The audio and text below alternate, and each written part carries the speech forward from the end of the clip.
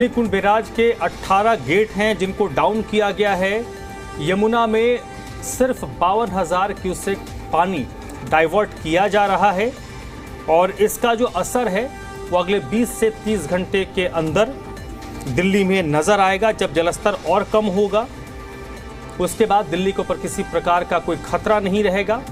और न सिर्फ दिल्ली बल्कि हरियाणा में के वो जिले सोनीपत हो, पानीपत हो, करनाल हो, जिनके बड़े इलाके, बड़ा हिस्सा यमुना के किनारे लगता है, उन जिलों को भी इससे काफी राहत होगी।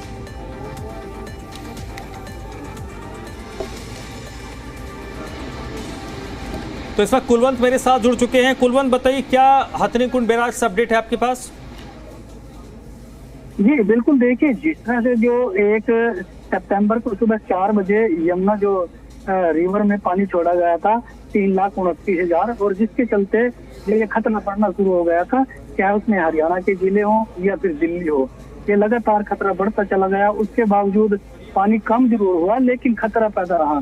अब आज मैं दोपहर की बात करूं तो दोपहर लगभग 2 बजे के बाद यानी 110 घंटे के बाद जो ये पानी है वो हथनीकुंड बैराज से उसके गेट डाउन कर दिए गए और यहाँ पर कुल जो पानी की मैं बात करूं तो कुल पानी यहाँ पर 70,000 क्यूसेक पानी दर्ज किया गया था, जिसमें से यमुना रिवर में 52,000 क्यूसेक पानी डाइवर्ट किया गया, जो कि अगले 20 से 30 घंटे में दिल्ली के लिए बिल्कुल सेफ नजर आ रहा है और बिल्कुल राहत भरी खबर आ रही है। इसमें चाहे हरियाणा के यमुनानगर जिला हो, करनाल हो, पानीपत हो, सोनीपत हो, ये थोड़े जो जिले हैं सब सेफ नजर आएंगे। हालांकि जिस तरह से जो 18 गेट थे हथनीकुंड बैराज के 1 सितंबर सुबह 4 बजे से खोल दिए गए थे और लगातार ये पानी 3,29,000 से घटकर धीरे धीरे कम होता चला गया और आज जो दोपहर में है 52,000 क्यूसेक पानी दिल्ली के लिए छोड़ा गया, जो कि बिल्कुल खतरे से बाहर है। फिलहाल अगर मैं भूमि कटाव की बात करूं तो यमुना जो रिवर है उसमें लगातार जो है भूमि कटाव शुरू हो रहा है, चाहे वो टापू कमालपुर हो, कलानौर हो, कैत मंडी जैसे गाँव हो, उनमें लगातार जो है भूमि कटाव हो रहा है। क्योंकि भूमि कटाव तभी रुकेगा जब वहां से पानी हथनीकुंड बैराज से पानी आना कम होगा। उसी के चलते अगले जो 20 से 30 घंटे हैं वो भी दिल्ली के लिए कहीं ना कहीं राहत भरे होंगे। जी बहुत बहुत शुक्रिया कुलवंत आपका। और नीतू झा इस वक्त मेरे साथ दिल्ली से जुड़ चुकी है। नीतू, पिछले 24 घंटों में आप देख रहे हैं कि जलस्तर में लगातार कमी आई है और बारिश भी जो 48 घंटे पहले हो रही थी उसमें भी कमी आई है। तो अब क्या पानी उतरना शुरू हुआ है उन इलाकों से जहां पर यमुना का पानी पहुंच गया था?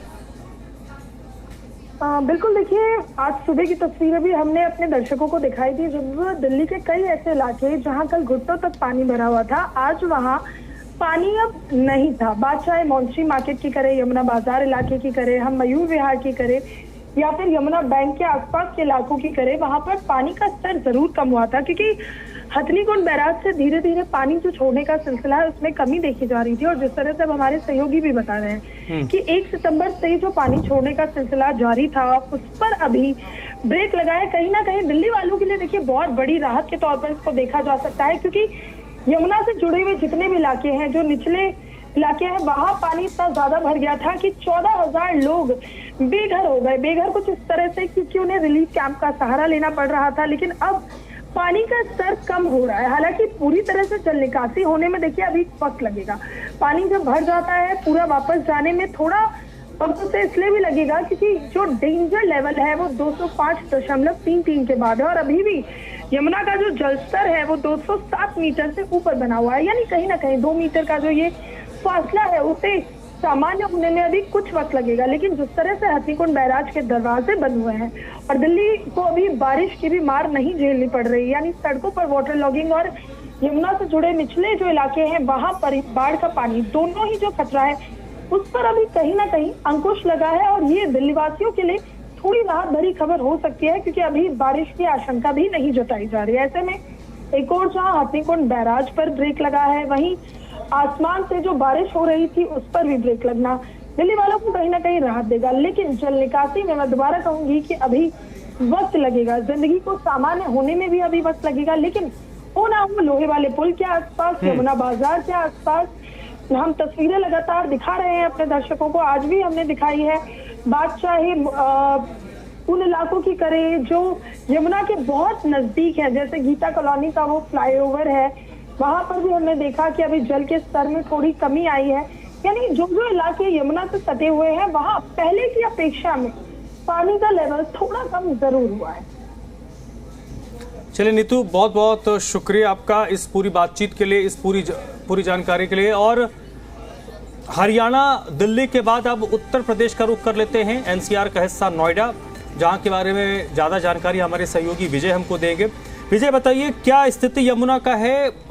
जिन इलाकों में पानी भरा था, क्या पानी उतरना शुरू हो चुका है या अभी भी पानी भरा हुआ है? बिल्कुल, अगर आज की स्थिति की बात की जाए, नोएडा 126 से लेकर सेक्टर 168 तक, तो कल से और आज की अपेक्षा में पानी काफी बढ़ा हुआ था। लोग काफी डरे और सहमे हुए थे। वहीं ग्रेटर नोएडा में एक गांव पड़ता है सेक्टर 150 के पास, वो पूरा गांव पानी में तब्दील हो गया। गांव के लोगों को आने जाने में सब समस्या है, पर ऐसे में अब जानकारी मिल रही है कि उनको बंद कर दिया है और करीब कई घंटे बाद से लोगों को राहत मिल पा गई। पर अगर बात की जाए तो नोएडा हो या ग्रेटर नोएडा हो, अभी भी स्थिति उसी तरह की बनी है, पर अभी पानी कम होने में अभी काफी समय लगेगा। पर सैकड़ों जो घर लोग यहाँ पर जो रह रहे थे, जो अपनी फसल को बो रहे थे, किसान थे या फार्म हाउस पर काम करने वाले लोग थे, इस समय सभी लोग जो फुटपाथ के एरिया पे वहां पर उनको रहने का और नोएडा प्राधिकरण शासन द्वारा उनको भोजन का इंतजाम किया गया है। पर सभी लोगों को काफी दिक्कतों का सामना करना पड़ रहा है। सभी को यही कहा है कि कब ये पानी का लेवल कम होगा, कब हम अपने घर पे या अपने फार्म पे जा पाएंगे। तो अब उस समय का इंतजार किया जा रहा है, आखिर वो समय कब आएगा कि लोग अपने घरों पे जा सकेंगे। तो सभी लोग इस समय यमुना के पास जो बांध बना हुआ, बांध करीब सैकड़ों की तादाद में नोएडा 126 से लेकर 150 के रास्ते की बात की जाए तो सैकड़ों लोगों ने वहां पे अपनी झुग्गियां बनाकर अपने बच्चों और अपने परिवार के साथ वहां पालन पोषण कर रहे हैं। और लगातार वहां पर मेडिकल टीम, पुलिस की टीम, नोएडा अथॉरिटी की टीम वहां मुस्तैद है, ताकि अगर किसी को कोई भी समस्या आए, किस तरह कोई भी दिक्कत आए तो वहां पर लोग मौजूद हैं। और सभी जगह पर टोल फ्री नंबर दिए गए तो, और वहां पे बोर्ड भी लगाया गया ताकि किसी को समस्या आए तो उस नंबर पर बात कर सकते हैं। सभी को यही इंतजार है कि आखिरकार जो हथनी से पानी छोड़ा गया है वो कब तक कम हो पाएगा। बस यही लोग सोच के बैठे हुए हैं यमुना तट के किनारे पे। बहुत बहुत शुक्रिया विजय आपका। और नोएडा के बाद अब रुक कर लेते हैं तो चलिए, बहुत बहुत शुक्रिया। तो ये यमुनानगर, दिल्ली और नोएडा का क्या हाल रहा, हम ये उम्मीद कर रहे हैं और तमाम विभागीय लोग भी इस बात की उम्मीद कर रहे हैं कि अगले आने वाले 24 से 36 घंटे में स्थिति और बेहतर होगी।